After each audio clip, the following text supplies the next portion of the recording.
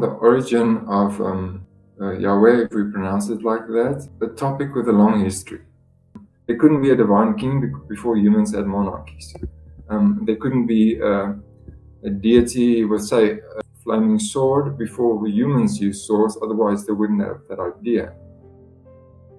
One of these gods was Yahweh, and in different communities he had different associations. In some he had a female counterpart, like Asherah, as Baal also had, and in others there is no such obvious connection. In some places he was just worshipped as El, or identified as El.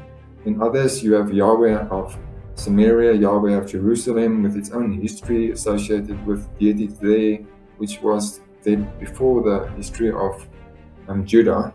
Where is the obvious and greatest idea that a deity, which the word like Yahweh, like also the word El or Elohim, that can be both solar and it can also be more geological. I mean, people already, you can just look up on the internet, thunderstorm over a volcano, and you'll see what it actually looks like. And there's not a volcano that has been recently active where the biblical text locates Sinai, but there's no doubt that the people were familiar with some volcanic imagery.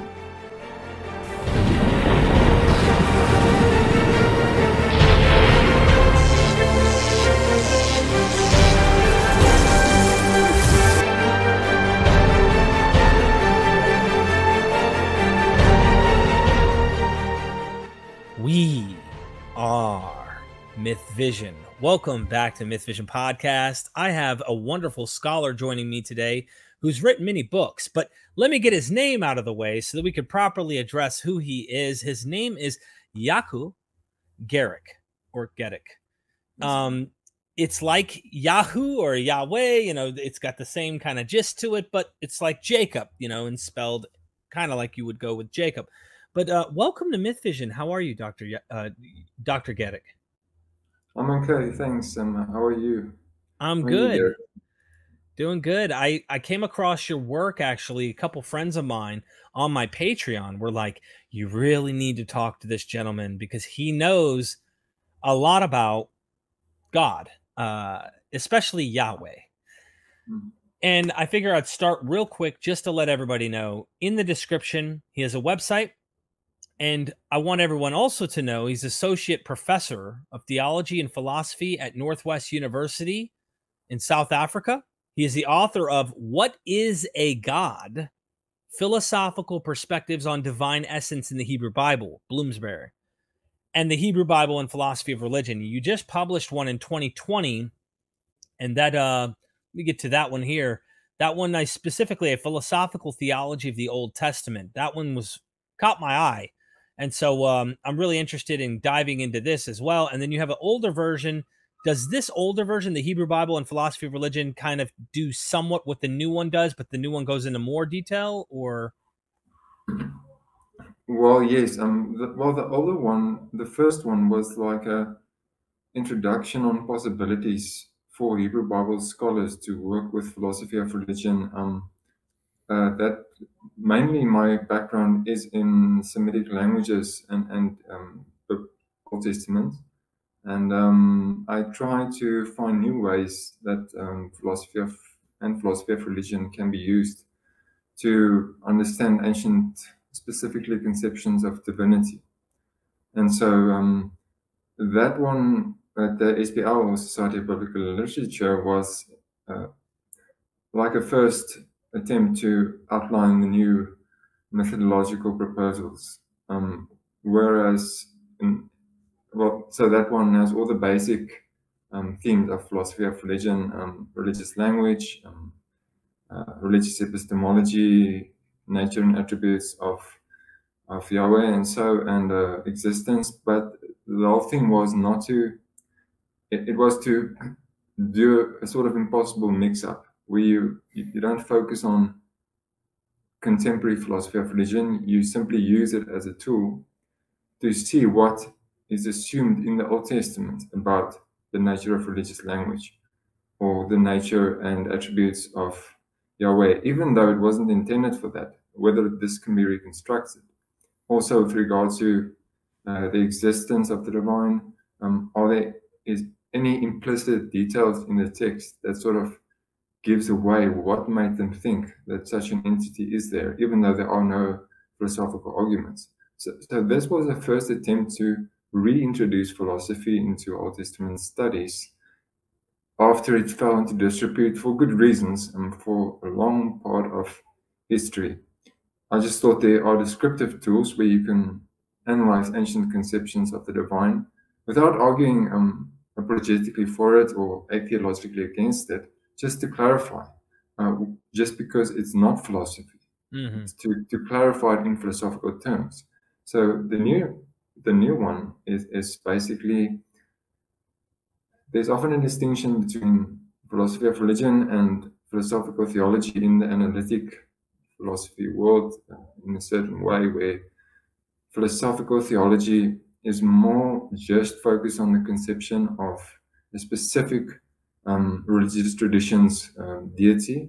So this one was more focused on, the new one was more focused on the nature and attributes of Yahweh in different contexts, exactly again, because the Old Testament is not philosophical theology, but instead of the older way of trying to harmonize it with, say, Christian or Jewish philosophical theology, once again, this was an attempt at using philosophical theology as a tool for conceptual analysis to understand what the Old Testament, in this case, they distinguish between Old Testament and Hebrew Bible, what it assumed about the nature and attributes of Yahweh, not so much as of divinity per se.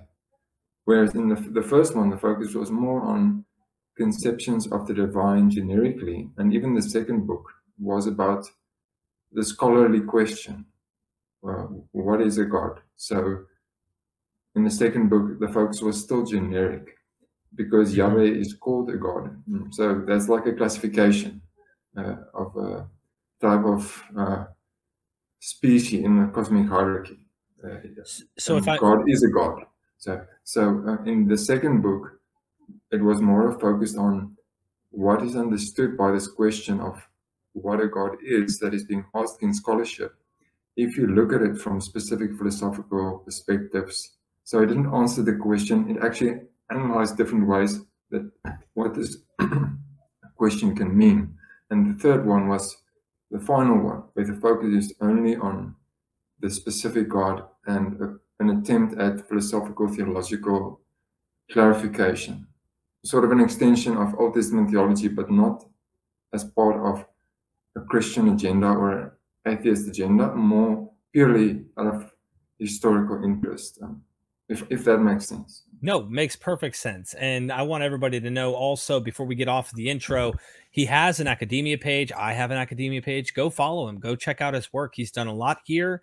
So he's written articles. I've had scholarly friends mention your works, and they think you are very funny as well in your writing. So they enjoy what you say. Also, I have the Patreon. Of course, I'm letting those who know, who are Patreon members, you're watching this early, and everyone else has got to wait. And so I really appreciate your support.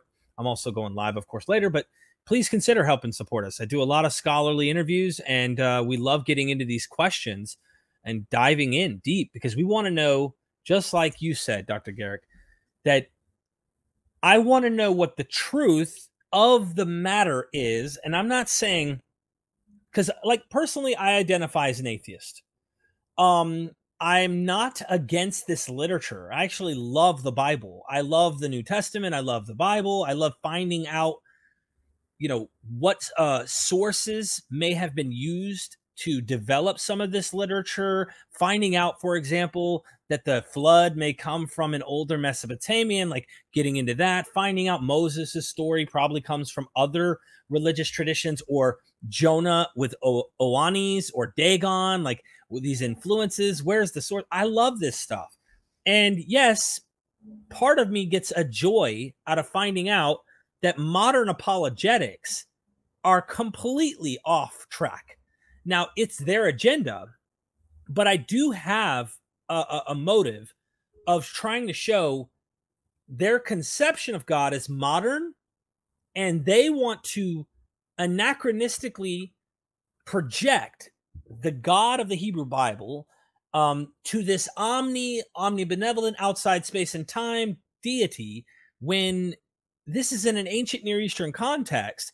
And I can't imagine that they thought this way, especially before Plato. I just can't see anyone thinking of something beyond what was in the air and what was going on at the time. So, real quick question before we get started. Do you know Francesca Stavrakopoulou, God and Anatomy? She wrote a book. I saw that one. I haven't read it yet. No. It's all about God's corporeal body, like the physical body of God. But that's a popular topic in the field as well. Yes, several scholars have written on that, and it comes from an interest in embodiment in various forms of biblical scholarship. So, but thank you. I haven't read it, but so thanks. Yeah. It kind of goes in the vein, I think, of what might be discussed today. And I guess I'll start with the common question of your book. What is a God? And then we're going to get into Yahweh specifically. You might bring up the development from El to Yahweh, whatever you want to do. I'll follow your lead. So if you could take us off. Okay. Well, since you mentioned the origin of Yahweh, if we pronounce it like that, this is a topic with a long history. So what I always like to tell people is every question itself doesn't just arise out of thin air. Questions of origins of deities go back to the ancient world. So you already had in ancient myths, you have stories of the origin of the gods, but they're not purely historical questions. So the question of the origin of Yahweh and Yahwism, and this should be distinguished, and I'll come to this soon, can, as like the question, what is a God? It can be interpreted in different ways. Okay, so let me say it like this. In biblical scholarship, there is no pure reading of the text. It's not like the analogy of you are reading a letter or a newspaper where you just read and you know the conventions. So especially in academia, you are always using a method. Now, there are several approaches in biblical studies, and for example, a basic one is a linguistic approach. Now, if you ask the question about the origins of Yahweh and you use a linguistic approach, there are several things that scholars focus on. Most who ask this question have a holistic approach, so they incorporate several methods. But one of the topics that come up in the origin of Yahweh is the question of the name and the language behind that. So, of course, linguistics is more than simply a question of grammar or semantics or pragmatics and so on. So it's such a rich field, and there are so many sub-methods. But what I can say is one way scholars have tried to answer this question of the origin of Yahweh was by trying to analyze the word and see, if you look at it from the perspective of the language family, Northwest Semitic, what is its meaning? Now, there's a bit of, at the forefront of research in any field, it's a running debate. Nothing is really fixed. It's just a scientific spirit, not because it's wishy-washy, but because everything is left open for reconsideration. So what you find in, for example, some linguistic answers to this question is that the name itself, as you know, it's not Jehovah. That is a later reading where the vowels of Adonai was read back into the Hebrew consonant. So that is a later interpretation, but often the name doesn't really give us the origin, because a conception of a God goes further than just the name. The name is important. It gives you an idea of, okay, if the name is in Hebrew and the name possibly means this and this or that, which we'll come to, it means that it couldn't come before people spoke Hebrew, right? So there are certain things about the language of a text, or in a way a deity is described, the technology they use, the political system that the cosmos looks like, that sort of gives the game away that it couldn't be before this. There couldn't be a divine king before humans had monarchies. There couldn't be a deity with, say, a flaming sword before humans used swords, otherwise they wouldn't have that idea. Now, one might think, okay, why is this a problem? And it is not necessarily a problem. But the thing is, suppose you use the history of weapons, and you think of there's a time when different cultures used certain weapons, even before the Homo sapiens. And so something like a sword or a spear has a history.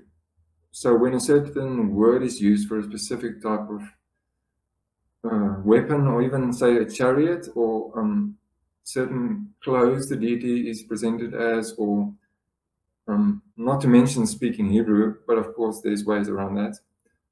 It's sort of the technomorphism, or the form of the technology gives the game away of roughly before when this could not have been thought of.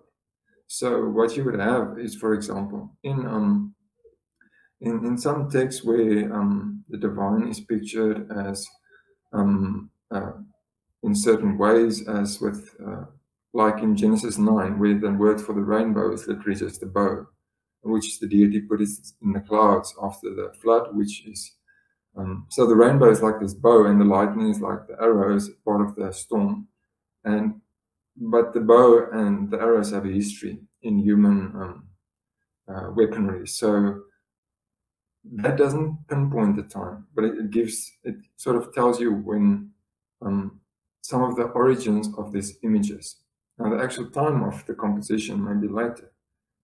You see this in other approaches to the language, where not only does the deity speak a certain form of Hebrew, what he refers to, the way the deity refers to parts of nature, the words he uses for clouds, the words he uses for his own abode, if it's a palace, or which is the same word as temple, then there's a certain political, they would say metaphor, but you can also say sociomorphism, like it's a projection of some human political system on the cosmos.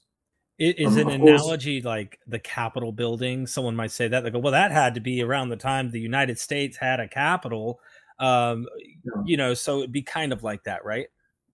Yes. So in the ancient world, the deity was like very much like the White House. It was, the temple was a place where it's the upper class, like the center of the town, the building of the highest ranking official in town. And this is such a complex question about the origin. So if we just look at, to sum this part up, if we look at the language in which the deity is used to describe, as when he makes an appearance as part of a theophany, if there's elements, and not only certain elements of certain beliefs, also certain ways of thinking, certain morality, certain views of society, certain ways of referring to humans and to himself. And just to go back to the swords, the flaming swords in Genesis 3, sorry. That sort of gives a game away of when these stories were told. Now, to come back to your question, most scholars try to deduce the origin of Yahweh from imagery used when the deity appears as a character in narratives. And this links up to the literary critical approach to the text, where the deity is a character in a story. Whatever else you believe or don't believe in the world of the text, which is usually distinguished from the world behind the text. So the world behind the text is literally the messy religions of ancient Israel and Judah, as you would have Christianity today. You would have official religious texts, but you would also have the religion on the ground. So when I speak of the origin of Yahweh or imagery in the Bible. I'm not yet talking about the origin of Israelite religion, which is a separate thing. You can't equate stories in text with the word behind it. Okay, so many scholars have tried to identify the origin by looking at the imagery present when the deity appears. So when the deity appears, say, on Sinai in a storm, or there's references to storm imagery, this was used to think of when there were storm gods, and when people had certain views of meteorology. So you can almost look at the history of this concept of a deity as associated with a storm, as a warrior, as a king. And every one of these ideas in the history of ideas have history. So that's how you trace the origin of imagery. Okay, so back to the origin of the name. One interpretation of the origin of the name is this word is ambiguous, Yahweh, and so it could mean several things.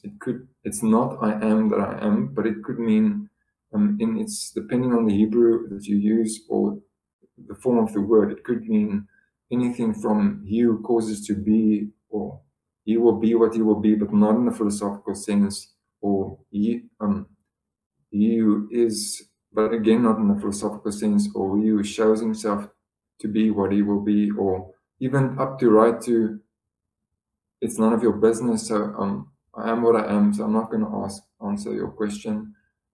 Others interpret it with you who falls, or the imagery of lightning falling. So in terms of the origins, many associate the origins of the deity with, not in the Old Testament or the Hebrew Bible, but in the ancient world, with storm deity imagery and of the Sinai, or the peninsula, the Arabian Peninsula.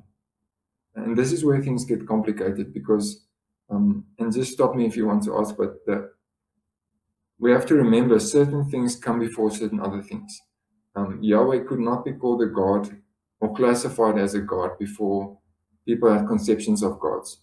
You have to remember that Elohim, or the word translated as God with a capital letter, is also used in a generic sense as Yahweh is an Elohim, he is a God. So it's the type of being he is, or it's the species, if you want to call it, or so then the question is, what kind of God Yahweh is in a given text, and that usually helps scholars to trace the origin of that imagery. So there is real quick, just for our audience, if I may, just to point out, this helps with the terminus ad quem ad quo. Yes. So everything that you've described up to this point, from linguistics to political to cultural to storm deity, when were storm gods prevalent, where were they prevalent, etc., the language, everything matters to letting you know the earliest pretty much of when these things could be that we know from contemporary examples to the latest that this would have been used gives us an idea of where this God would have originated in, right? Yes, and because there was no centralized systematic theology or dogma, different communities have their different views of Yahweh, and many, especially in the pre-exilic period, before the 6th century, didn't worship Yahweh alone. So there's a reason why Yahweh is also called an Elohim, as if he was one of many, even if monotheism or the belief in one God was later developed. Because this storm god imagery is very similar to imagery of Baal in the Ugaritic. It's a word for Canaanite or Syria-Palestine. The older context, it's much the same imagery as you would find of storm deities in the northwest Semitic world, or the Arabian Peninsula and north up to Syria. So some of the ancient myths, there's traces of this in the Old Testament, mention Yahweh as one of the what you would call sons of El. In Genesis, the predominant word for Yahweh, or the older word, is often El, which is not the same as Elohim, which is the plural of Hebrew for gods, which was later used as a singular for Yahweh as an amalgamation of all the deities. So there are traces in certain texts that are not visible always in the translation, like in Deuteronomy 30, I think it's 32 or 3 and 30 and 32. I'm just tired of it, and you see it in other texts, residues of it in Psalm 82, even Psalm 58, and otherwise where Israel is said to be Yahweh's inheritance. So, which means that there's the Father of the gods, the Most High, El Elyon, like in Genesis 14, and then Yahweh was one of the, like Baal, one of the sons of El. Now, this obviously later became a problem, which was later solved by merging conceptions of El, that the father figure in the deity, the figure of the deity as an enthroned king, enthroned on the waters. That comes from the Canaanite or Ugaritic El stories, the father of the gods. Many traces of that in Genesis, in the Psalms, and elsewhere, in many poems in the Old Testament. So you can see why answering the question of origins is very difficult, because it's not just the case of a singular origin of a singular conception with one line. So most traces of this, yes? No, I was just going to say this. I could see how someone would really stumble over what you were mentioning about Elohim and it being plural than being singular. And I think that's the problem with people like me. I don't know language, right? I don't know the language. And it's a diachronic approach. You know, Christine Hayes and other academics, they talk about this. They're like, the meaning of words that change over time. And the same thing happens with the word like ethne, ethnos, the Gentiles, that changes from generic use in Genesis to just mean any nation, anywhere, anytime, political, entities, to later on individual singular people, and so I think it's interesting what you're saying. If I could be direct, maybe as you're developing this, what is, as far as Yahweh, the name for that specific God, what would be the oldest? I think that's terminus ad quem. I think I might have it backwards. Quo, I think it's quem, but the oldest that we can put that name for that God that we're aware of. Okay, again, this question has a few different answers. The one is, if you're asking it in the context of archaeology, and if you leave the Bible out of it, if you're just going to look at the material culture, some findings, and even there it's controversial in interpretation, you have text or references in like the Menefta stele and from the Egyptian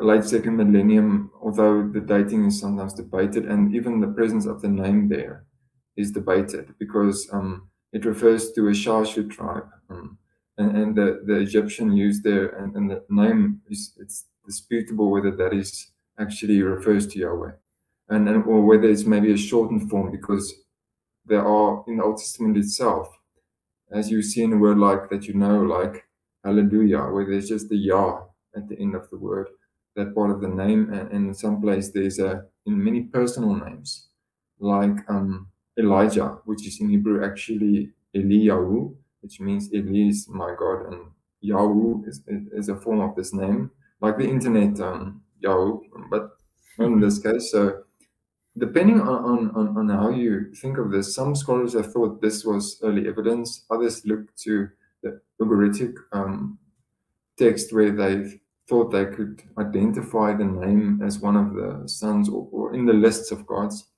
And some archaeological evidence come from the early first millennium BCE, which means the first half, 900 or 800, 700, right up to 600 before what they call the exile. So there are ideas that a God of Yahweh was worshipped, and this is again different in Israel, which was for a long time the northern kingdom, and Judah, the southern kingdom.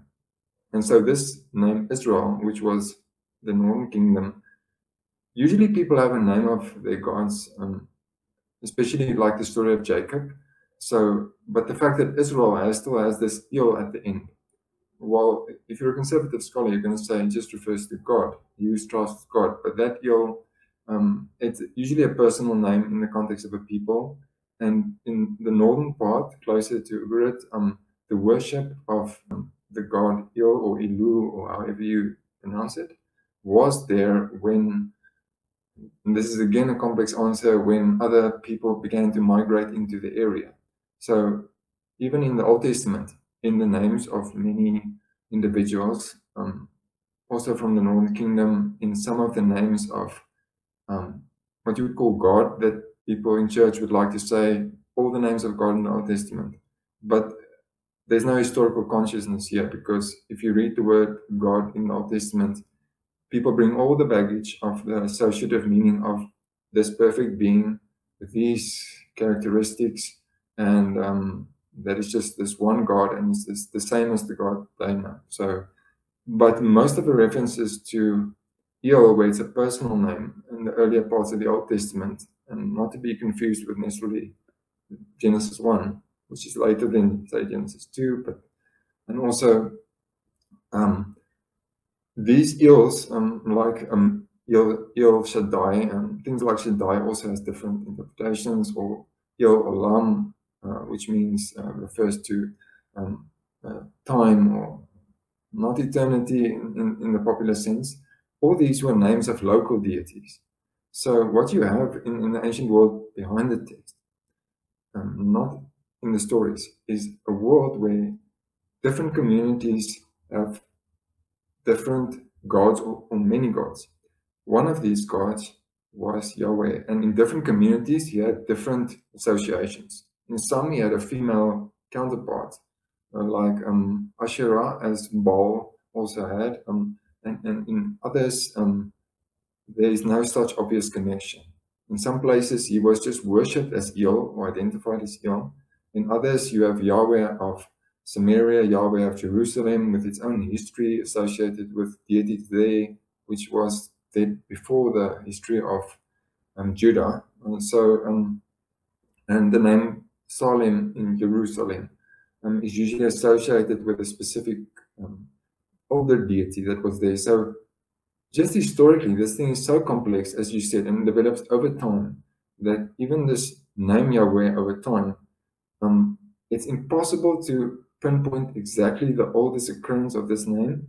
The Old Testament has some, in the text, has a few divergent traditions that remained in the rest of the stories. So you have in Genesis and 4, you would have this reference to that the people began to, 4:26, that the people began to call on the name of Yahweh, which then in Exodus 6, you would, and also in 3, that this idea was that Yahweh, that God was not known as Yahweh to the patriarchs, because it's mostly called Il for Abraham, Isaac, and Jacob. Who were not actually related but that's a different story. So what you have here is sorry, I was saying the documentary hypothesis there, that would be a breaking of sources. That is also being modified as to what remains. Very mostly the Deuteronomistic traditions remain, but some things like the Elohist or the even the Yahwist, depending whether it's some American scholarship or European, or where these are being constantly modified. And most mainstream historical critics don't speak so much of the Elohist anymore at all.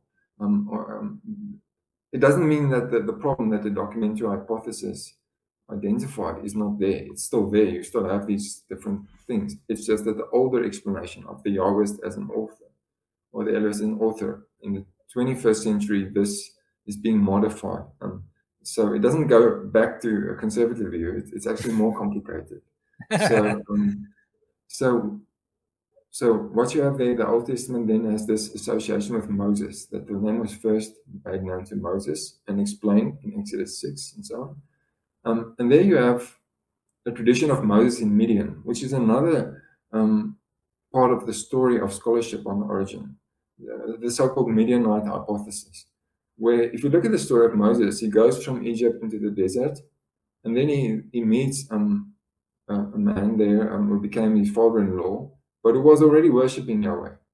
And in other texts, if you look at the way the Israelite relates to the Midianites in some texts, or the Kenites even, there are these hints that the origin of Yahweh lies south of Palestine in the desert. And even Sinai, the mountain, is not where the monastery is currently. The exact location is not known. But most theories of the origin of Yahweh as a storm deity sees him as a god, a mountain god, which in the older theories was anything from a personified volcano, which people superstitiously misinterpreted, right up to later views where you find storm and fertility and warrior imagery all in one in this appearance of this god. But there are poems in the Old Testament and other texts which refers to Yahweh as coming from the south, which some theories have interpreted. The origin of Yahweh is not in Israel or even with those people or with Moses. It lies with other peoples outside of Israel.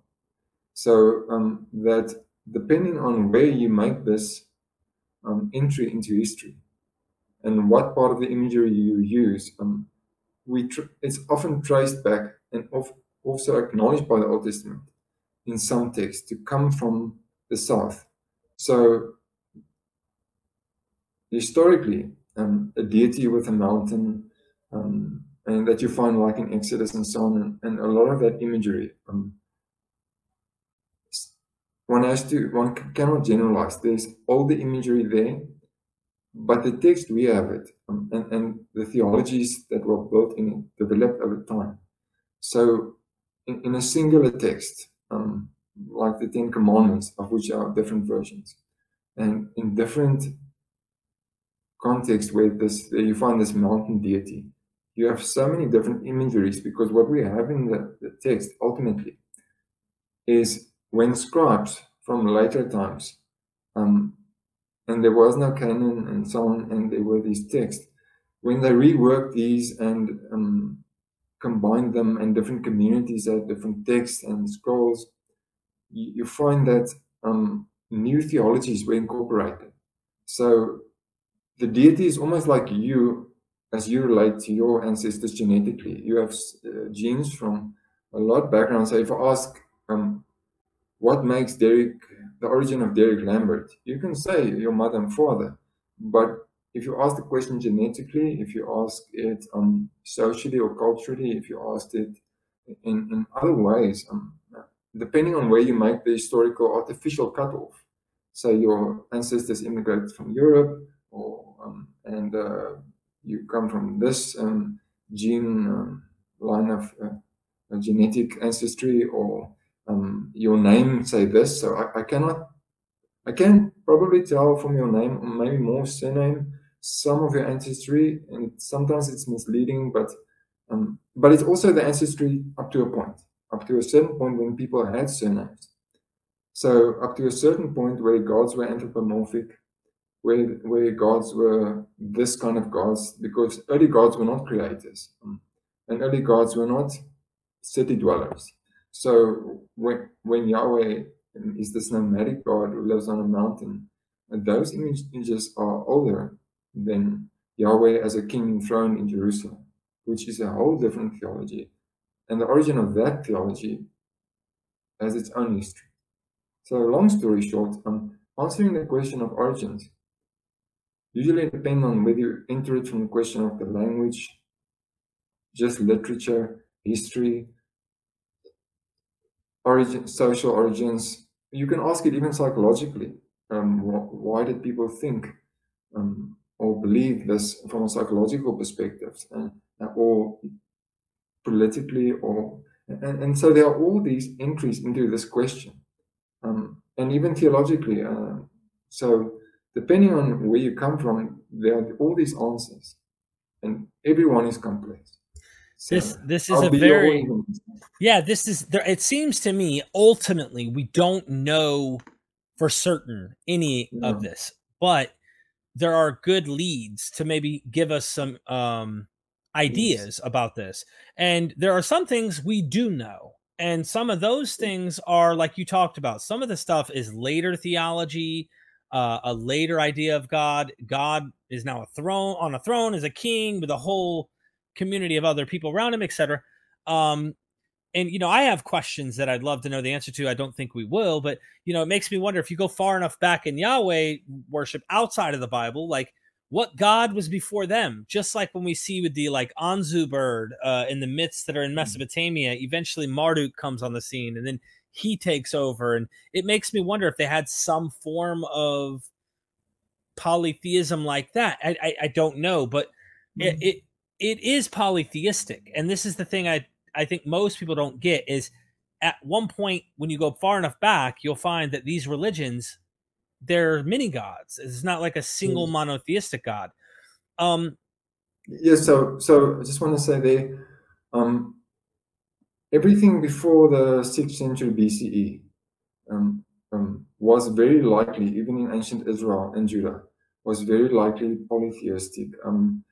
And what they would say is also polyavistic. So there were different centers of worship of Yahweh, and there are different traditions of him and his story. And so also with regard to conceptions, if you come at from philosophical perspectives, you can say that there are some things you can conceptually take back before Yahweh was even a new entry, because Yahweh is a very late deity, a very young deity in historical terms. I mean, we have nothing older, concretely older than 3,000 years of this name, and even other words like Elohim or so on, because these languages and their scripts didn't exist before a certain time, there also was no possibility of a certain conception of the divine. So if there is imagery of solar imagery or of the stars, or you can trace it back to early human conceptions like David Hume, and you can see or others philosophers have done, and you can see origins of certain forms of worship that became more sophisticated, but was originally associated with natural phenomena or social phenomena or people.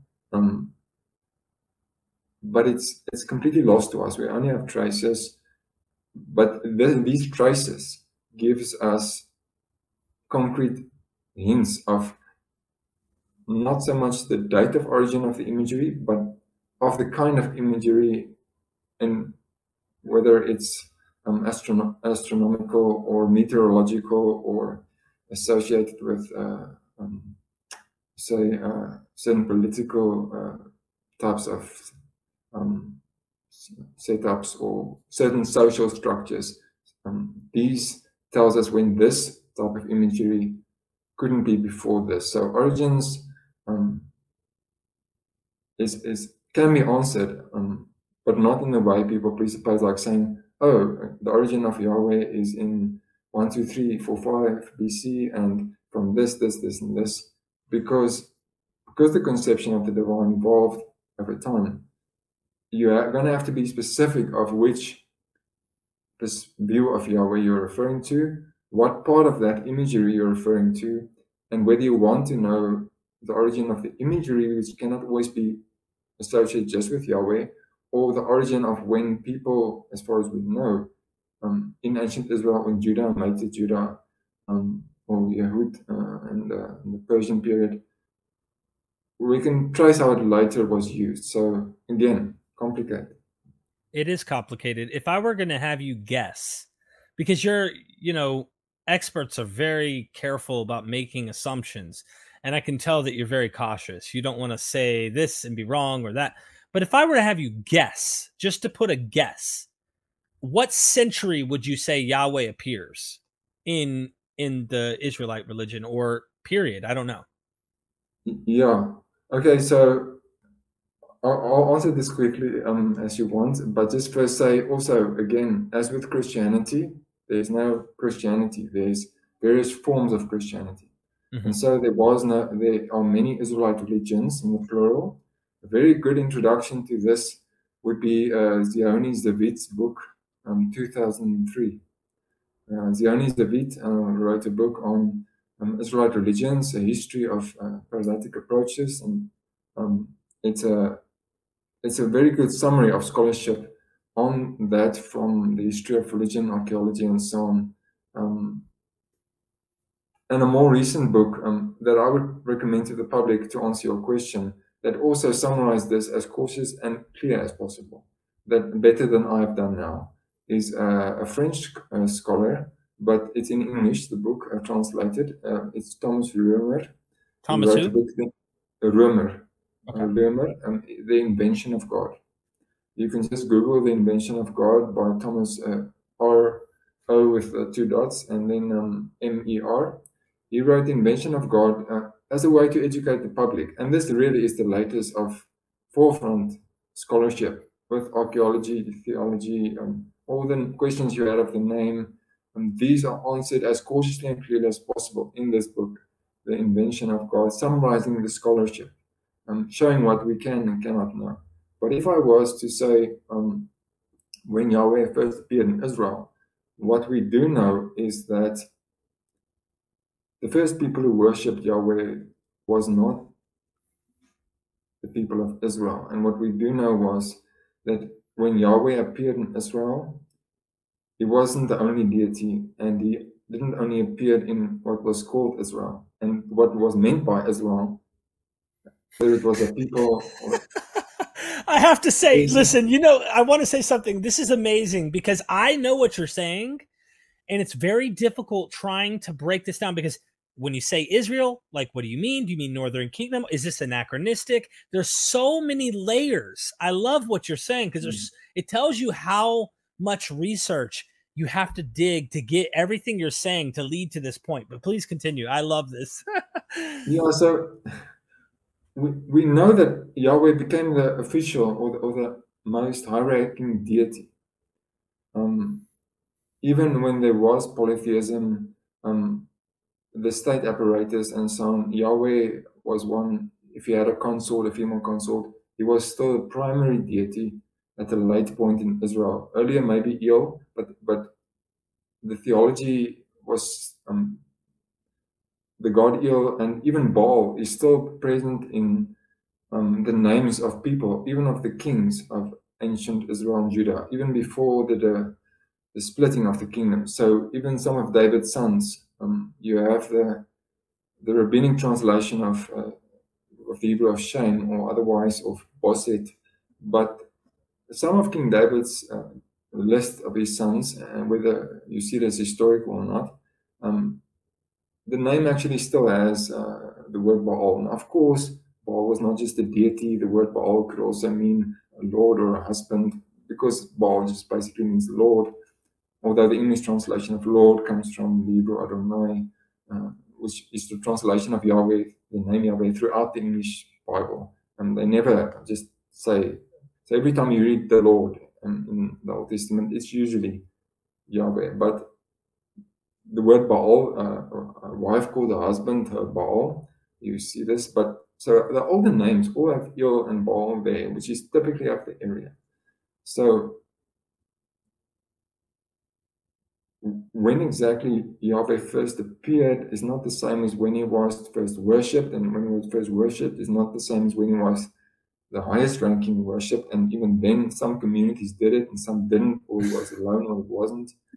And he had certain characteristics in some contexts, and in others, he was already mixed with deities, solar deities, depending on the ancient Israel and Judah were very small kingdoms. So as soon as Egypt or the Babylonians or the Assyrians or the Persians or the Greeks took over the area and the empire, there was immediately, not immediately, but eventually over time, an attempt to say, well, our deity, which was not originally Yahweh, but Yahweh later, that our deity is the Elohim, is all these gods, and whatever they could do. Of course, they left some things out, but they to say that Yahweh is Elohim, like plural, is to say that in Yahweh all the gods are joined. So what you have in the earlier time is he's part of what they call a pantheon, or a family, that you have here at the top, you have Yahweh, Baal, and others, and their wives, and then other minor deities, like Reshef or Pestilence, or these in a later tradition. You would have Yahweh greater than the gods, and then on the top, and then you would have angels, which is not seraphim or cherubim or what you would call an angel. These are the malach or the malachim, and they are messengers.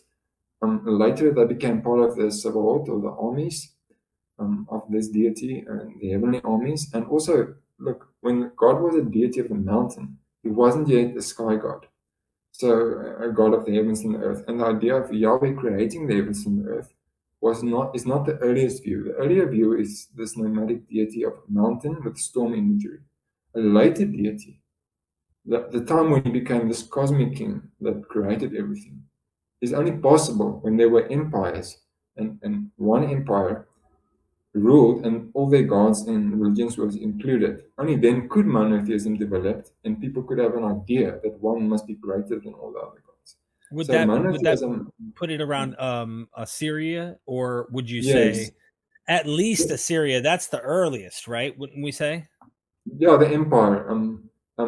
Some would say monotheism or monotheistic tendencies, or what you would call henotheism. No, it's like in the commandments, you shall not worship other gods. I'm jealous of other gods, which means that there are other gods, but I don't worship them. Or Yahweh fighting against the gods, like in Exodus 12:12, where he fought against the gods of Egypt. So there are all these residues of older imagery, and so I would say you have monotheistic tendencies in the 7th century and with the Assyrian Empire, but even then and even later on the ground, though you had a rare monotheistic phase in Egyptian religion a lot earlier, with a certain pharaoh in the 2nd millennium. In the Akhenaten? Yes. And you can see also why you would think that. So if you look at the sky, just from a naturalistic point of view, the sun and the stars, because they didn't know stars were suns, you look at the stars, you look at the sun is completely dominating the sky. So this idea of a light or a power greater than all the others has its origin in solar imagery. And so when the sun deity and all the complex, and look, this was already a highly sophisticated theology with different, like the Trinity, you have just as sophisticated concepts of ancient deities without Marduk and his 50 names, or different forms of the sun god. These are not so primitive and superstitious as sometimes made in the Old Testament. Just as sophisticated as the Old Testament could be in its deity that couldn't be seen, although there are texts that is seen, all these other religions had equally sophisticated theologies. They are just caricaturized in the Old Testament. Yeah, so, that happens a lot. Let me ask you this. You mentioned solar imagery. When I was leaving the fundamentalist community that I was part of, that tells you how to read it, what to look at, if you don't read the Westminster Confession of Faith, that kind of stuff. When I left, I looked at Samson again, and I was listening to a person who was discussing this, that Samson is actually a solar, the imagery is that Samson is a maybe allegorized form or some anthropomorphized story. I don't know what the term you would want to put on it, but he is like the sun with 7 locks because there's 7 days to a week. And his hair, or the days of the week, are cut off, meaning it's probably, and this is guessing, interpreting the text, it's probably the sun going into the winter solstice, which is another reason why they gouge out his eyes so he cannot see, which is darkness. So the sun is going into darkness, losing his strength. Delilah sells him for silver, which might be a symbol for the moon.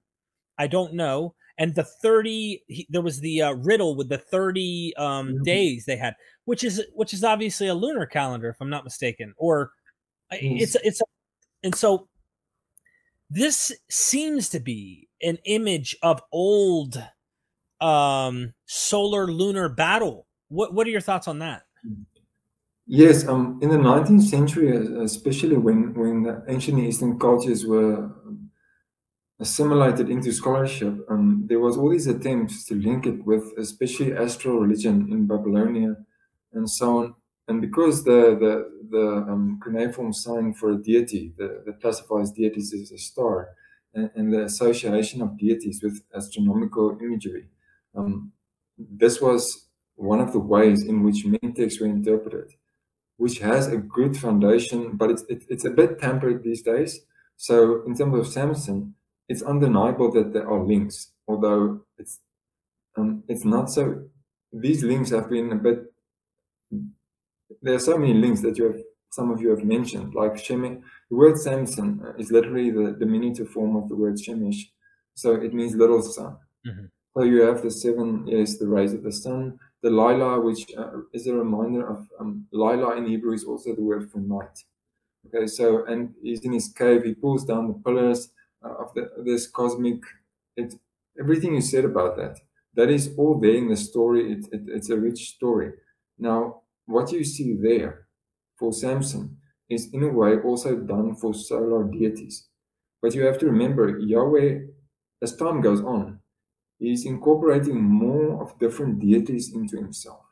So initially, this nomadic tribal deity of the mountain, likely storm god, not yet a king,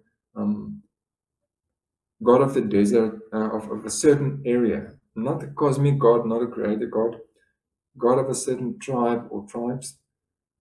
Eventually, this god, as he's being worshipped in different contexts, takes on imagery of the high god, of the Canaanite pantheon, El, the father figure, the kind god, the merciful, the father, and then you have the storm god imagery like Baal that was already there, but more now also a warrior god.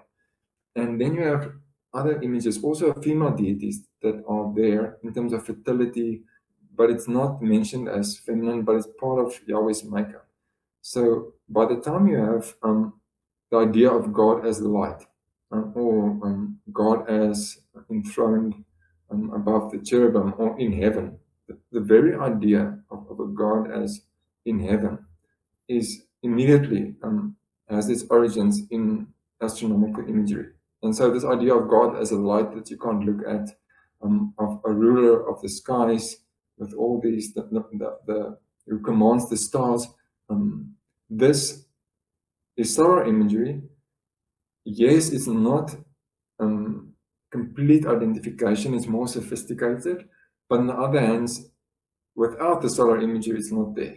So what we take for granted, or we have in a Christian context, if you're a raised Christian like me, also lost faith, but you say God is light. Okay, you don't think about it as a form of primitive view, but in the very fact that is light is you have to ask, you have to take nothing for granted. So if it says God is light, you have to ask, but and it's easier when you're out of the faith. You can say, okay, but where is the obvious and greatest idea that the deity, which the word like Yahweh, like also the word El or Elohim, also has certain roots related to power or otherwise, depending on where in history. So this idea of God as this heavenly God who is light is undeniably as its origins in solar imagery. Right. You look up in the sky. You look up in the sky. The greatest light there is, and the best example is the sun itself. Yes. So, and this is another reason why when it says like God is a consuming fire. Yes. Why would you? What is a consuming fire? Well, that can be both solar and it can also be more geological. I mean, people already, you can just look up on the internet, thunderstorm over volcano, and you'll see what it actually looks like. And there's not a volcano that has been recently active where the biblical text locates Sinai, but there's no doubt that the people were familiar with some volcanic imagery, and which later, by the way, became the view of hell, of fire below the earth. Yeah. You can't get it anywhere else. And God's punishment, which would be that. So yeah. So what you have is, if you look at the Israelites going through the desert, now from a purely naturalistic or secular view, imagine yourself naive. Well, not naive, because naive is historically and culturally relative, but if you had to think you're in the desert and there's something that's a column of fire by night, or pillar, or smoke by day, it is very clearly borrowed from volcanic imagery that you would see as fire by night or day. That does not mean that there was an Exodus where all these millions of people walked and saw these things. But the origin of this imagery of smoke by day, fire by night, is a volcano. It doesn't mean, as in the older scholarship, this deity was just a personified volcano. But like the sun gods in other religions, that was one of his manifestations. And in the older tradition, as a mountain deity, definitely. So that's also why people shouldn't come too close. The mountain is rumbling. There's this lightning. This is all borrowed. All these images are borrowed from, or at these natural phenomena that was not understood. But it's not because it was not understood. It was just when people describe their deities, they use these imageries, not just metaphorical, but not just literal either. There's always a distinction between the deity and his appearance. Anyways, that's another topic. Yeah, there's so much there to dig into that you've brought up. The long story short, I honestly want to say this to our audience, is, as you can see, there's no easy answer. And for anybody, I want to speak to them, because this is something I take away from this whole lesson that you've already taught us so far, is anybody who acts like they know and they have the truth and they understand what it says, and like, no, just know that that's not true. There is way more to this than they know. And when you get into this, you'll begin to be more humbled by this entire discussion and have respect for the research and diving into this stuff. But also, you have something when you listen to these academics, you can walk away and go, yeah, they're trying to sell you something. And the real reality of the development is something I'm interested in. I'm no longer interested in the anachronistic philosophical understanding of God that we've made over time, that developed over a long time. I want to know the reality of, like, how did these gods develop? And the famous quote, God made us in his image. This is my opinion on everything I hear you saying, and everyone I do study. We made the gods in our image, but also in the image of the natural world around us. So it's not that it's completely made up. People think, oh, God, man just made up these ideas. No, like, their perception of the reality of the world they live in the natural world, and the way things worked and operated, played a big role, as well as their own experience, their own morals, their own ideas. They projected, because I suspect, correct me if I'm wrong, if I'm thinking a certain way, well, God must be thinking a certain way. And I must have got this idea from God instead of the other way around. Yes. What happens is the same thing that happens today in many forms of apologetics. On the one hand, there's no historical consciousness. So the popular claim is that the reason Yahweh is described like I did, describe it, is because I presupposed from the outset naturalistic assumptions. I presuppose he's just a God like that other gods, that the Old Testament is just a text, not like other texts. So on these naturalistic assumptions, it looks like this, but it's because I'm not saved or don't have this supernaturalistic view. Right. But in reality, the thing is, those people don't actually believe the Bible. You can't just believe the Bible. There's not just one thing to believe about Yahweh, and even nobody in the Bible, in the Old Testament, studied the Bible or thought. Nobody in any given point in time thought of Yahweh, so that when people read today the word God or the Lord, and they bring all the modern views of a perfect deity into it, they have to remember that even where people say Yahweh is like a king or like a master and people are servants or like a father, even views of what it meant to be a good king. It was not democracy, it was not capitalist. There was no the views of what it, even views of masculinity or maleness, what it meant to be a king was different. What it meant to be a father, the role. So the problem is there's no historical consciousness. So people will just repeat the translation of God as a father, and then people will then bring all the contemporary associations of that into it. And you can't really blame them because they're not taught better. Right. The problem is what gives the game away is that, like the apologists today, they have, even when they don't accept evolution or cosmology as physicists in astrophysics, they still have to borrow bits of it. You see it in people like William Lane Craig or others.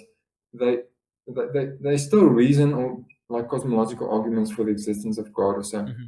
They still say there's a universe with a cause, but this language, universe and cause, also have a history. And the same with Yahweh's knowledge. In the Old Testament, when Yahweh speaks of the natural world, his knowledge is never better than the people who constructed his character. So he has the same wrong ideas about the world, about animals, about so cosmology. Yes. And the problem is, as with evolution, there's always an error theory or an explanation by the apologist why this seems so. In the Calvinist tradition, Yahweh is simply accommodating himself to the people and the knowledge of their time. So he's not really at fault. It's not a mistake when he refers to the earth as flat. And even then, you have another different strand of apologists who say the Bible has all these modern scientific views, and they reinterpret it of this flat disk as a it's not a flat disk. It's trying to describe. So when this only arose with the rise of modern science, when religion had to defend it. So as soon as a new scientific theory comes up that challenges a certain strand of religion, because they have no historical sense, they are going to read into it what. Just like if for whatever reason aliens pretend that aliens came to Earth, they will automatically say, "See the Watchers," or "See the Elohim, the sons of God who came down to marry daughters," whatever, you know.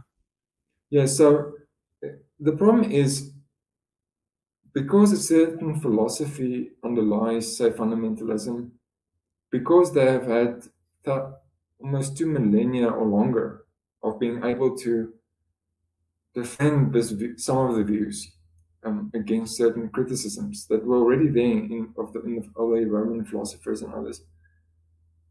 And because it's psychologically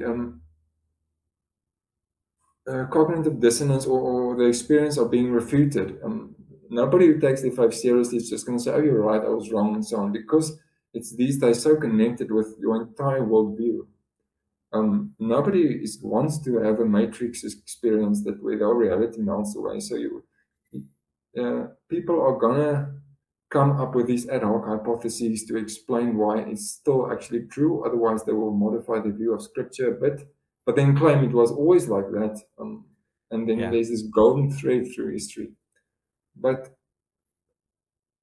yes, the best position I can think of, if I were, and I'm gonna go on a limb here, the best position I can think of to try and, you know, make a model for God that might work, to me, would be like open theism, where God learns and changes over time.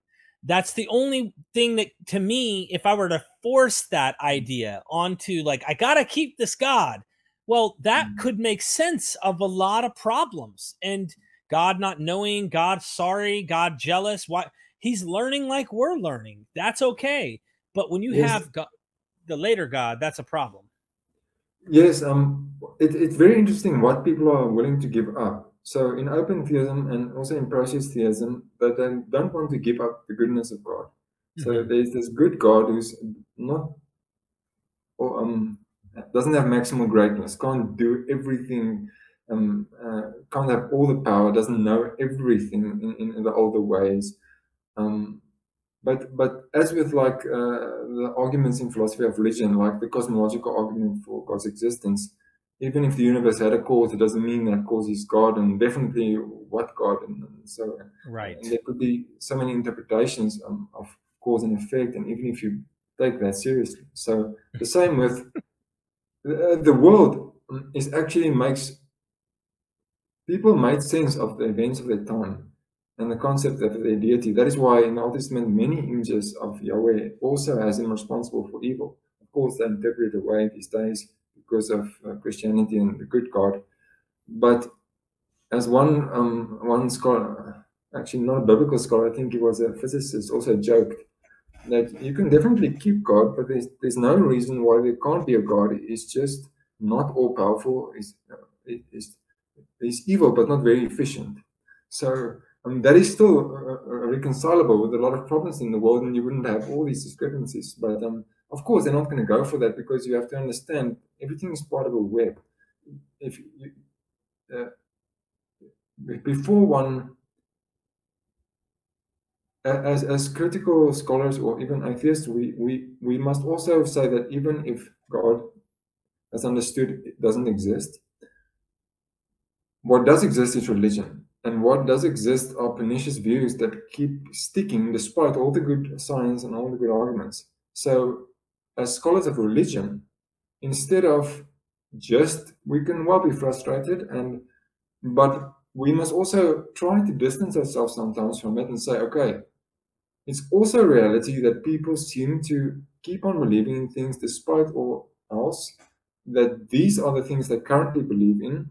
So what kind of interesting scientific explanation can we have for this? Doesn't have to be a attack of the person, or just say they're stupid, or this, No. or they don't know better. Besides evolutionary explanations that it's adaptive, if certain views are certain psychological homeostasis where things don't change too much for the organism in their frame of reference, reality shock is not good for everybody, especially as you get older. But also, if you look at religion over time, belief revision, change in beliefs. Even Yahweh and belief in Yahweh didn't just change. There were always people who wanted to hold on to older views, and some who were willing to go with new views. So yes, we can be frustrated at the atrocities of religion, at the stubbornness of people, and they don't want to see it like this. But on the one hand, there were times when we also couldn't, and on the other hand, okay, even if we move on, let us just accept some people are never going to do it. That's also the facts. Yeah. So yes, one can try to be also a missionary, like in reverse, and deconvert people. That is there as its use. But if you can also be a scholar about it and say, okay, this is an interesting social phenomenon. God doesn't exist, but the worship of gods and belief and these irrational thinking do. And since that has social effects, God is a sociological, or the concept, a certain concept, and there are many concepts of God, is a certain sociological reality that has effects in society, or the belief in it.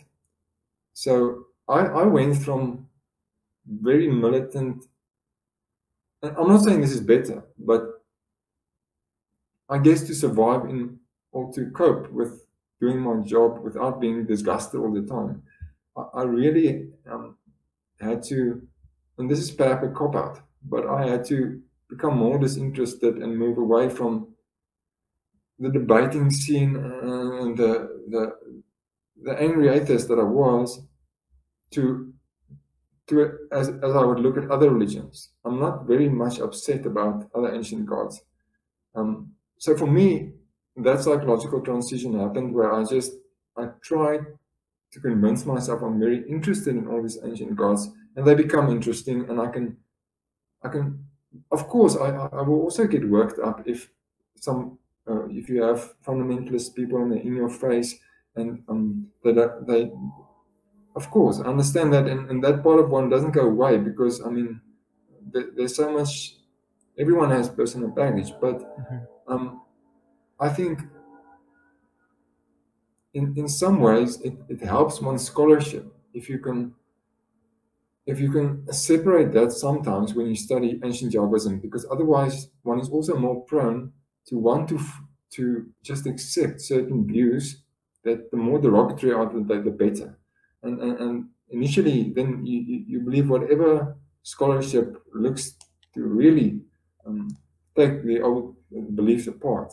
So at least in that sense, for scholarship, it helps to become more disinterested. But I understand personally, it's when people come up with truth and certain views, it can be difficult to emotionally regulate this, because we're still in our culture in transition. We have all these different. Yeah, no, I'm with you. I think that that's been something I've been trying to do over the last few years while I've been, deconverting, I guess you'd say, is to find a way to appreciate the study and the religion and like the mainly the literature. I may not like certain things about these religions, and the religion I specifically came out of, which was Christianity. There are certain forms and ideas that I just think aren't very good, but now that I'm looking at it kind of like a scientific approach, where I want to look at the text, what is the origin? Where does this come from? What is it really saying? What was their idea of the world around them? What was the real idea about how they understood God? Did God have a physical body? Did God have sex? Did God have children? Where was he at? Was there water above the heavens? And did they think of a flat earth? All of these things I like to do. And yes, in one respect, they completely cut up my current religious faith that I came out of, that evolved to try and combat science. But I also know there's you could take this approach like an anthropologist, kind of like an anthropological approach, an evolutionary approach, a psychological approach where there's emotion involved as well. There's a lot of ways to approach this, but I also believe if you take like an evolutionary approach, I think all of these religions are byproducts of our survival mechanism and how we survive in the environments we live in. So, yes. While atheists love to bash Christians, and I get it, or bash whatever religious view, I understand why. I did it, and I sometimes still do it in little ways. But I also know that it's part of the process of us humans trying to learn the existential crisis of existence. Why are we here? Why does the sun go up and then it comes down? All of these questions we want answers to, and these are outdated ideas that are trying to update. But it seems that the natural sciences have better conclusions first than the religious ones that have all of these assumptions, and they're trying to keep up with a different philosophy of natural sciences. So, and I'm like, what? But anyway, yeah. No, you're absolutely right. I do think that in line with this conversation, there are many philosophers and scholars who have just mentioned the fact that sometimes you don't need a proof, as Nietzsche also said, that you don't need a proof that there is no God. You just need to understand the history of the idea, which is its own refutation. And so the history of any dogma, say, for example, the divinity of Christ, or the difference between the historical Jesus and the Jesus of later traditions, the difference between Christian views of God now and earlier views. If you understand this historically, then that is its own refutation. You don't need a proof. Most things you can't prove, and that's okay. But like you said, the thing is, if in the context of where one is a scholar of religion, suppose as like you're a biologist. You may be a vegetarian a biologist. You may not like that lions eat meat, but you also, there's a point where, okay, this is part of reality, and if you are a scientist, then that also requires an explanation of certain predator behavior. And so on the one hand, yes, there is no simple solution. I think nobody's deliberately hard-headed also. I think sometimes we have this idea coming from a Christian background where one converts people if they're just receptive, if they just listen, if they just open themselves. And so on the other way around, we think if people just listen to reason, and I also thought so. But years of debating and so shows me it's a much more complex thing. And obviously, yes, one can get upset about certain forms of religious oppression and so on, but purely scientifically, and look, not all evolutionary byproducts are necessarily beneficial, and beneficial for whom, but none are completely without beneficial. I mean, even wishful thinking has its upside. So the problem is, it's also not correlated to intelligence. Sometimes the smarter a person is, the better they're able at coming up with all these extra arguments for why they're still right after all. So you can't say people, not you, but it's very difficult psychologically to explain the persistence of belief, because obviously it's not just about reason. When you started believing as a kid, you didn't start because the adults gave you reasons.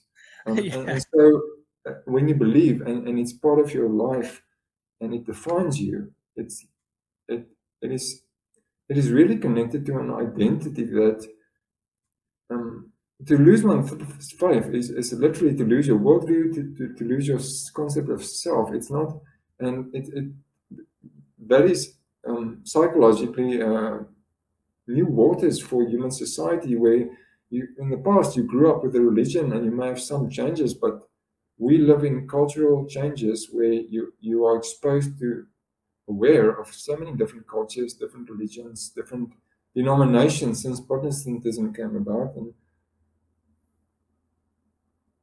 it's I don't want to quote from Batman, but it's enough to make anybody crazy. And I'm not saying people who believe the Joker. I'm not saying,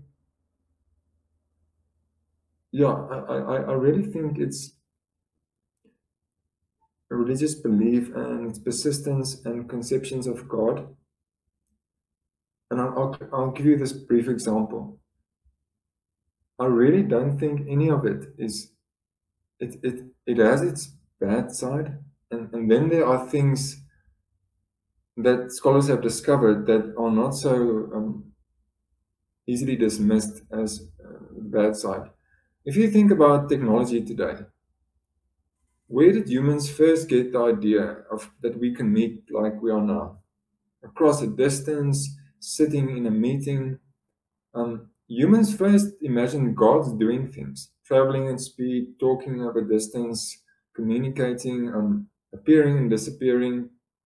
These ideas, I'm not saying we needed all the religious oppression associated with certain views in the wars and so, but some of that theological ideas later became part of the history of ideas that gave rise to technology. If we never imagined humanoid beings in the heavens or with certain powers, it's almost like, it's not that ancient religions were science fiction, and that the people had this idea that it will become technology, but it's almost like humanity, by first imagining the gods doing things, later eventually transcended themselves to do those things. If you think about science, nobody has a view of the world as a whole. In the ancient world, nobody had this view of the cosmos as a whole. This only became possible when you imagined a God who's king of the cosmos and saw everything as a whole. And as from a neutral point of view, so that this view is the view. So in a way, the rising of scientific objectivity is not just coming from the Greek philosophy, there's a history of neurotic Christian introspection where you are not perfect, you don't know anything, you might be at fault, so you're looking, where might I be wrong? And this old tradition of Christian monks, completely neurotic, introverted, as soon as that became extroverted, that you find in Charles Darwin, where he was constantly making notes, well, maybe he's wrong, please send me your criticism, help me with my theories. A lot of the scientific spirit has its origins in certain forms of religious asceticism.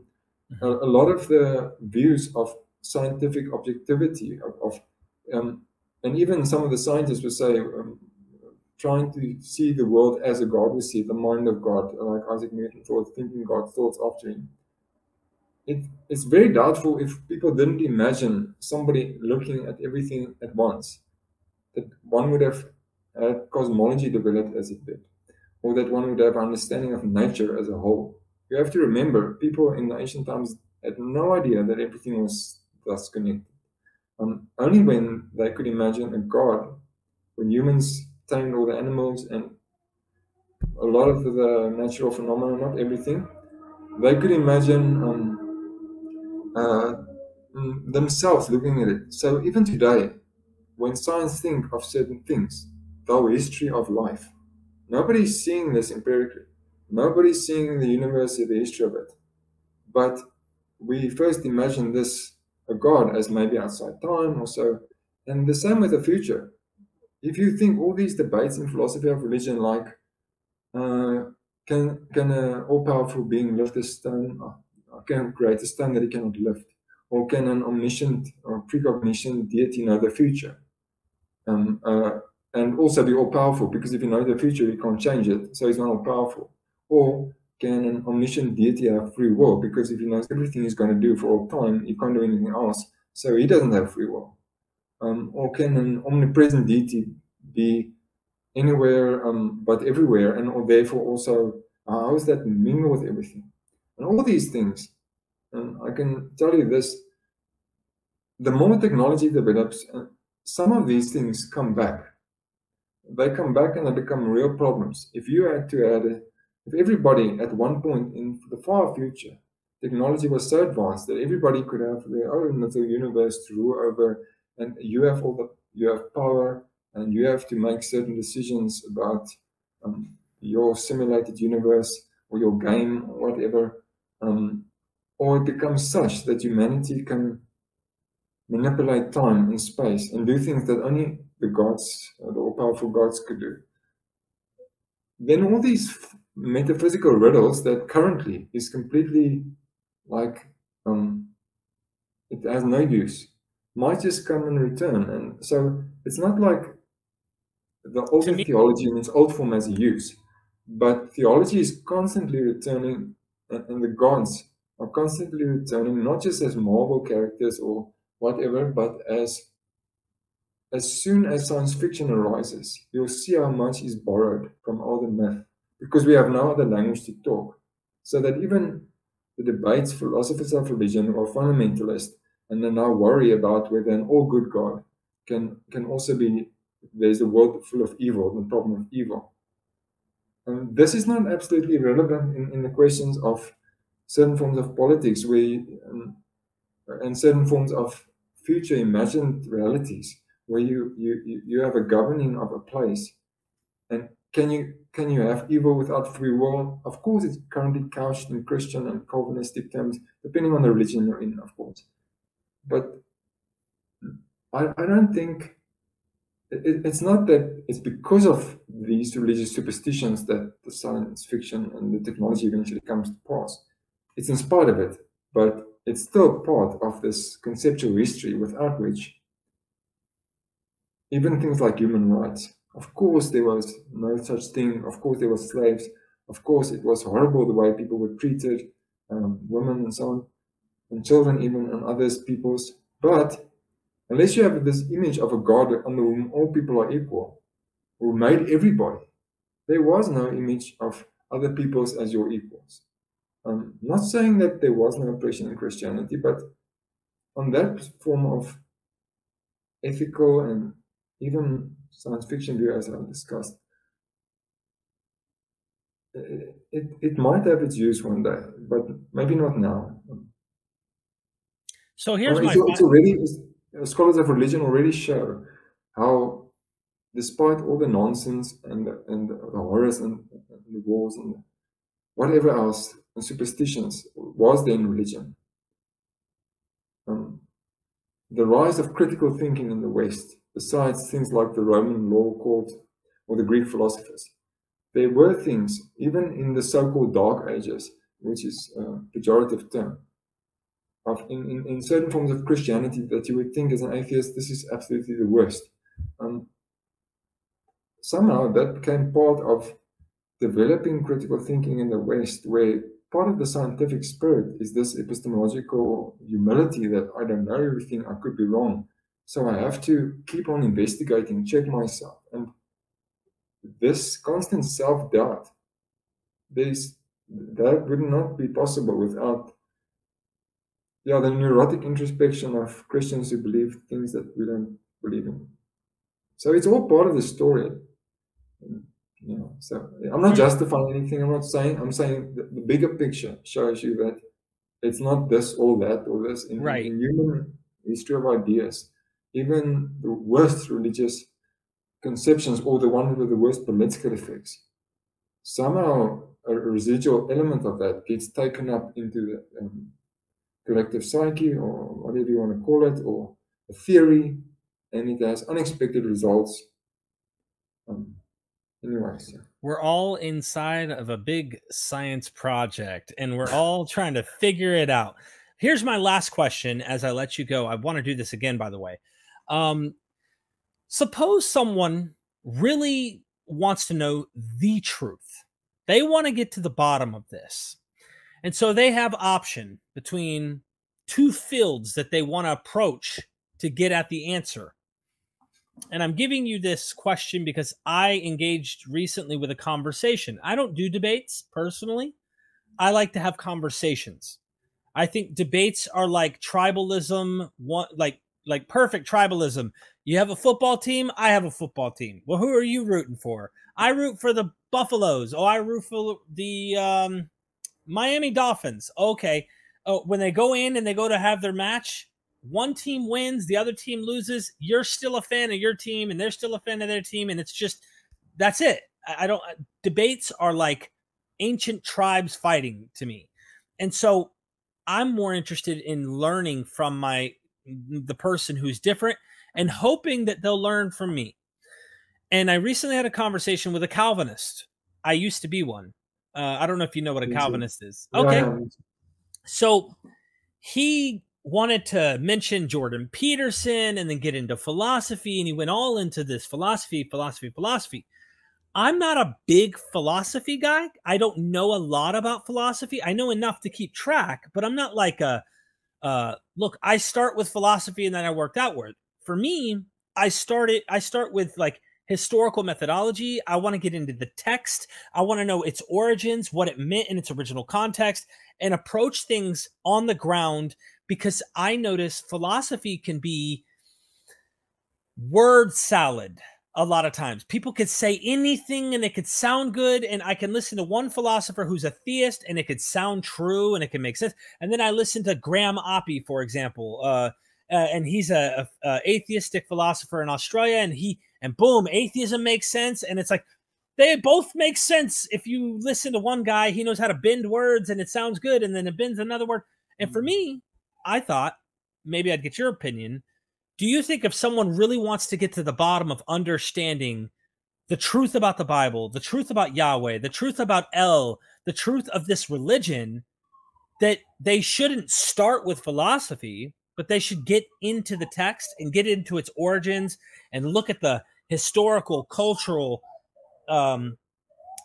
zeitgeist in which this literature is written and what were the ideas going, instead of starting with philosophy, which already carries all that baggage?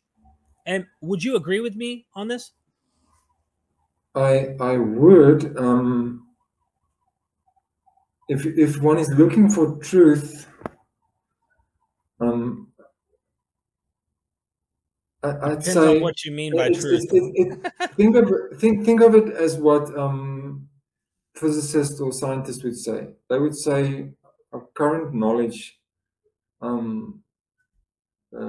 as best we can, or mainstream scholarship, there are these current theories.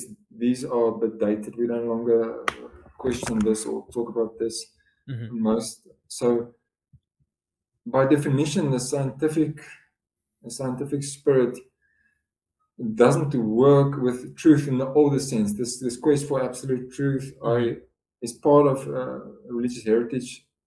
As a scientific ideal, it's great, but the best scientists will say we know what is not the case. There's certain good reasons for we no longer think like that, but we also know that the language in which we talk about these things, our historical and cultural context, the paradigms in science, all these things have an influence, but to the best of our knowledge, such and so and so. So I would say that when you get to something like biblical scholarship, it's not an exact science. It's not so. Like, for example, in source criticism, the documentary hypothesis in mainstream scholarship, those who work on it, especially in the European context, they don't work with the JDP theory. And if you look at the history of the theory, but what you can't do is you can't, like, the mistake many conservative scholars make is, or fundamentalists make, by definition, they can't be philosophers, because there are some things they can't question. And since philosophy is the ability to at least question everything, at least as an experiment, and they can't seriously question whether God exists, by definition, they can't do philosophy in that mode. So that's why you find all fundamentalist philosophy of religion is actually apologetics. It's not philosophy. And philosophy doesn't give you answers. It helps you to understand why certain things became a question, why certain things became problems, and different ways of seeing this problem. And we need that. We need this ambiguity and multiplicity of views, because people get stuck in one view, and then even science can get stuck. So I would say, yes, if you're looking for the truth about Yahweh and the origins of Yahweh and all these things in these texts and the meaning, you'll find that at the forefront of research is a running debate.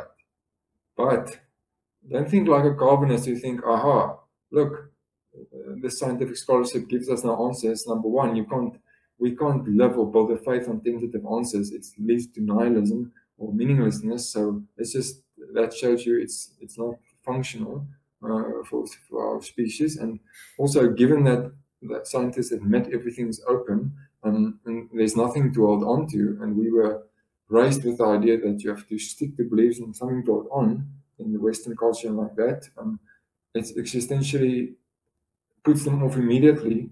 So the mistake they make is in a possible world. Imagine certain theories in astronomy are shown to be problematic, or certain views in biology, or certain things, Darwin was wrong. Take this imaginary world where everything about evolution is wrong, and everything about current astronomers say is wrong. The mistake they make is that because they only work negative, they can't do science. So fundamentalist biblical scholarship's mistake is that they never come up with research. They only come up with new defenses for things, for what they are going to believe in. Mm-hmm. So they think if they can disprove in their mind evolution or certain cosmological views, or at least make if they can disprove it, their view wins by default. That's the mistake they make. Even if you disprove evolution or disprove cosmology, contemporary cosmology, that is not a proof for a certain fundamentalist view of the Bible, of the history of life, of the cosmos. Mm-hmm. So you don't prove yourself right by proving somebody else wrong. The second one is that, as was shown in debates about religious language, if you ask them what would count as a proof against your belief, they would find it hard to specify any conditions that would actually count. So all this debating is a farce. There's nothing that's going to convince them. They already made up their mind. You are the one who has to change. Right. And so what happens now in philosophy of religion is some of them say, okay, we can't prove you wrong and you can't prove us wrong. Our task is to prove that at least we are not irrational. People like Owen Plantinga and others, they just want to show that they are at least not irrational. They can't prove themselves, but it's still rational, and then they have all these other things. So, long story short, for your if you're looking for the truth, don't think of scholarship as the truth. Think of the best.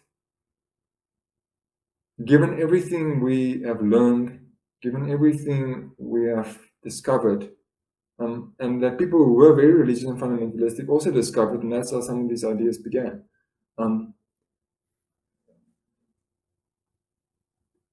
You can, as in natural science, you can find the current state of scholarship, the best we are able to come up with, and then you can know, yes, some things might change, but it's still the best of where we are at. This is very difficult. So it's not the truth, but because if it was the truth and you have all these truth, if scholarship now is the truth, it means that it's at an end. It doesn't mean we go on because we need truth so we can go on. It just means, as in all sciences, everything must be left open for constant new understanding, because there's always something more to know. There's always things we can't know. There's gaps and so on. The problem is, on the one hand, that conservatives and the conservative mentality think, well, if you admit that you could be wrong or that the theory might change, why should I take you seriously now? And that's also the arguments against postmodernism. But what they don't get is, because they have no historical consciousness on the one hand, it was like this all the time. We always made things up as we went along to the best we can. That's why But that's why your work, like what you're describing about Yahweh, what you've been describing about the God of the Bible, what you've been describing, while they're saying that, this is what I want to point out to them, is that your God, your concepts of this God that you believe in is evolving this same way. There is no absolute, this is the way this God is. At one point, your God did not exist outside of space and time. At one point, he was not omniscient, omnibenevolent, this. And so, like, getting them to see it in their own court, their own world, then they should humble themselves, right? To try at least to make them humble. I don't want people to say, I don't want there to be a God, and I don't believe I don't believe there's something. I can't believe there's anything. No. I tell people all the time, Spinoza, you can think of concepts of something, of a deity, but it's like fundamentalists who are knocking on your door, who are pushing it and are making political changes in the world and things like that. These are backwards ideas often. Some of these things are bad, so. Yeah, you're right about that. I think there is a room for debate. It's not for everybody, but people like me and you wouldn't be out if people were not debating, because we sort of learned because we followed some debates and that changed our minds. So there is hope that people's minds can change. Mm-hmm. It doesn't mean we have much to offer them necessarily, because from their view, what we offer is a lot of meager fare, because there's no certainties and there's no. So the reason people don't go for these views is, on the one hand, they already have centuries of explanations why people who think like us are wrong and what's wrong with us, and all these, whether we are possessed or we don't have the Holy Spirit, we're not really saved, or we are fallen for the naturalistic assumptions of science, or we go out with the wrong presuppositions, or we have been misled by liberal theology, or we just start out secular. All these, they're all these error theories. So they're already going to have all these ways that it will never work if you ask them just accept this fact, because besides having no historical consciousness that the things have a history, because dogma is eternal, they also already have an explanation of why we think like this historical way. But what you can do is, there's a book two books by James Bart, Fundamentalism, and from a few decades ago, and Escaping from Fundamentalism, or Beyond Fundamentalism.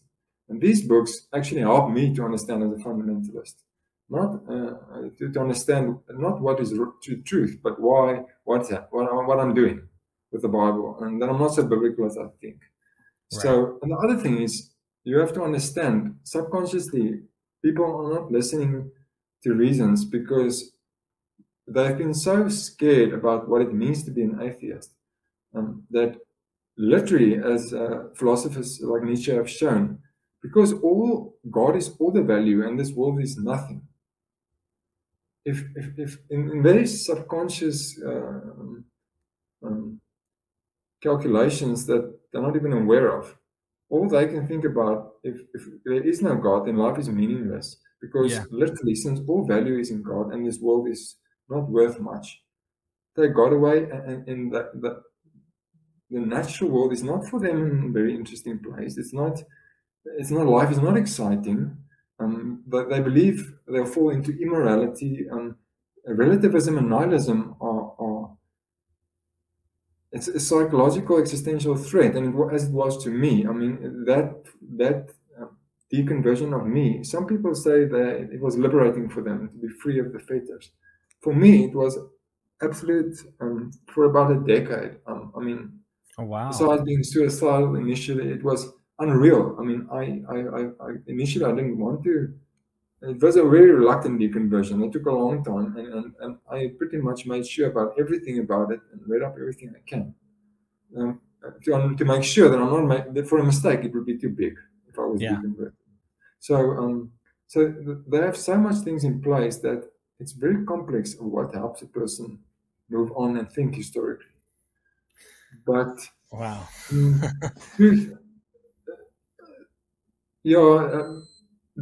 There's a lot of good scholarship, and some views are better than others, but because everything is so specialized, it's difficult to follow the leading scholars and the technical stuff. And like most people can't think they're experts on cosmology, but they don't know math and physics, and but they have all these arguments against.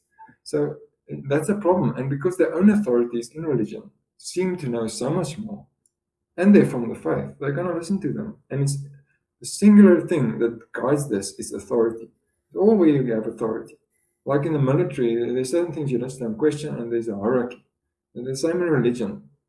Yeah. There's a pecking order, and even in your mind. So to move through that, to lose all faith in authority in a certain line, I don't know. It's different for everybody, but what I found out, it's just simple reasons, simple explanations, saying this is not how it is. It usually doesn't work. There's something behind that they have to get. Psychological, emotion. There's a lot more to the whole thing. And they can even learn all liberal theology. They won't deconvert. Yeah, exactly. Because there's something else that, and it's not that they must now open themselves. It's those books of James Bart, at least for me, it worked. I discovered it didn't work for everybody else. I didn't buy all the liberal theology and so on, but there were some things that was the core of fundamentalism, that you are biblical. And he brings in this historical view to show you that you are not as biblical as you think, and there's no such thing as to being biblical, since the biblical things are diverse. But he also anticipates all your fundamentalist reasons of what you're going to say, and because you have all your and then philosophy of religion, which is also good if you learn all the arguments, or at least learn that your proofs for God's existence or your religious experience is not such a reality that you thought it was. So I think there's a lot of, I don't know, I can't speak on behalf of anybody else or say debating is good or bad, or this is good or bad. Yeah. Again, it's too complex, but that is my curse as a scholar. Everything is complex, and I have no pleasure in complexity, but yeah. Well, Dr. Jaco Gericke, is this correct? Is it Gericke? Thank you so much. This has been a blast. I really want to do this again and get deep diving into some of your books and have another interview with you. So as we're exiting here, I want everybody to make sure you go check out my Patreon, help support us here at MythVision. Go to Amazon. The link is down in the description.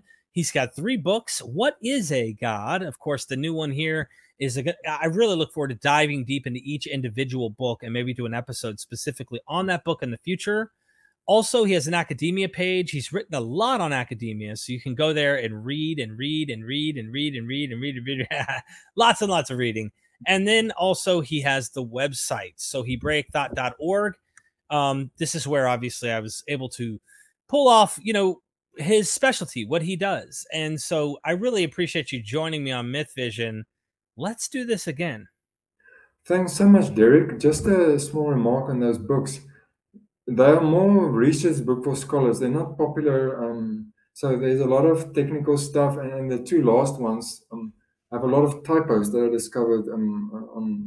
So that's a bit of a shame for me. But they are more research works. They're not. I don't know if somebody with no background will find them very interesting. But I can definitely recommend related literature that were written for public, not presupposing a lot of background.